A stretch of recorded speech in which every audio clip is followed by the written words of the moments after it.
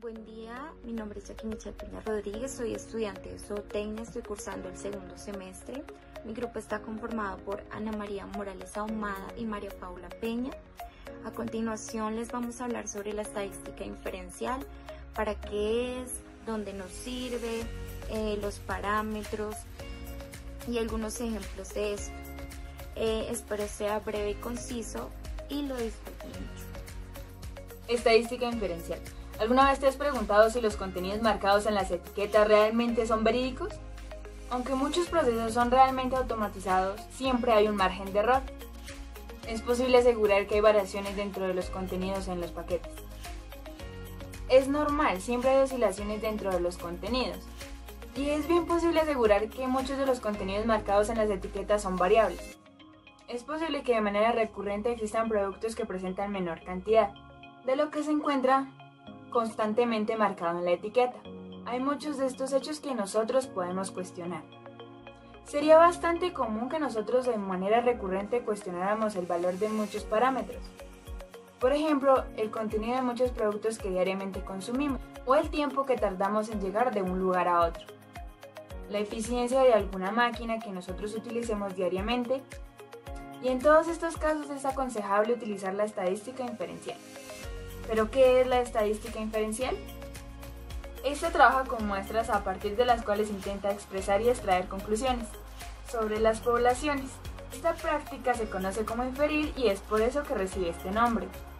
Esta parte de la estadística se toma como una muestra de un conjunto de individuos que son seleccionados en una población. ¿Qué buscamos con la estadística inferencial?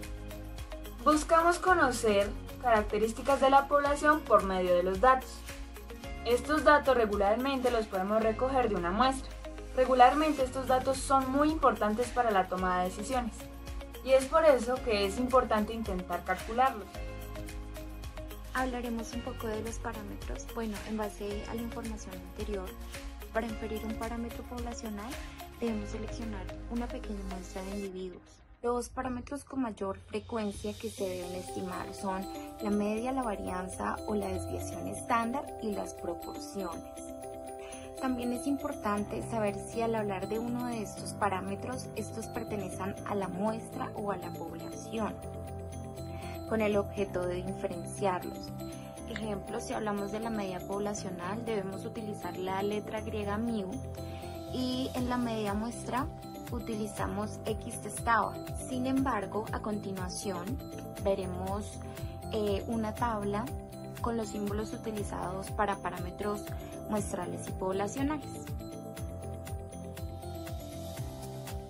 Si la muestra es adecuada, entonces podemos pensar que el parámetro muestral debe ser cercano al parámetro poblacional.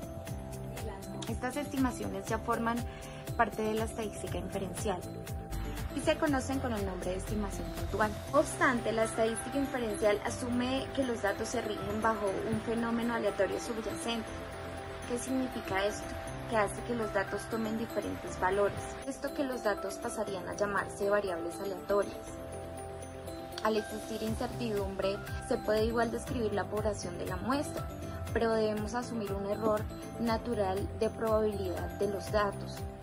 Sería un error pensar que los parámetros muestrales son exactamente iguales a los poblacionales, pero debemos pensar en generar un intervalo donde podemos tener cierto grado de confianza que el parámetro poblacional se encontrará en dicho intervalo. A esto le conocemos como un intervalo de confianza. Como pueden ver, un buen muestreo es fundamental para una buena estadística inferencial y para que los resultados sean confiables. Yo recomiendo dos tipos de muestreo. El primero es el aleatorio simple, es donde todos los individuos tienen la misma oportunidad de ser elegidos para formar parte de esa muestra. Por otro lado está el muestreo aleatorio estratificado, que trata de obtener por diseño una muestra proporcional de cada uno de los estratos de la población. Como ejemplo de estimación de intervalo, vamos a tomar una población de cerdos para sacrificio. El número de muestras son 176. Para realizar esto debemos tener en cuenta el promedio y la desviación. El promedio se saca con esta pequeña fórmula, que es básicamente la suma de todos los 176 datos dividido en 176. También para la desviación primero tenemos que sacar la varianza, que se saca con esta fórmula. Después, el resultado de la varianza le sacamos la raíz cúbica y así obtenemos la desviación, que nos da esto. Bueno, para sacar la estimación de intervalo necesitamos utilizar esta fórmula. En el reemplazo de la fórmula lo que hacemos es básicamente empezar por el límite inferior. Reemplazamos la x menos la de RStudio, que es más o menos el 95% de estimación, que tenemos que da 1.96, y la teta, que es el simbolito de la O, lo reemplazamos, que es la desviación, que es 5.8, y la n, que es el total de la muestra. Esto primero nos da como resultado esto. Después vamos a hacer el límite superior, que es totalmente la fórmula igual, excepto por el símbolo, que se cambia más después del promedio. Entonces reemplazamos lo mismo de la fórmula y obtenido el límite superior, comparamos los dos resultados. El límite inferior nos dio 104 y el superior nos dio 106. Esta es la estimación del intervalo de cada uno de los cerdos para el sacrificio, con una estimación del 95%. Tomamos la misma población de cerdos para sacrificio, con la única diferencia que la muestra es de 175 animales. Bueno, la desviación es de 4,7, el promedio es de 105,7 y tenemos una estimación del 99%, que esto es igual a 2.58. Entonces lo que hacemos es reemplazar en las mismas fórmulas la primera. Entonces el límite inferior nos da un resultado de 105, reemplazando la fórmula, y el límite superior nos da 107.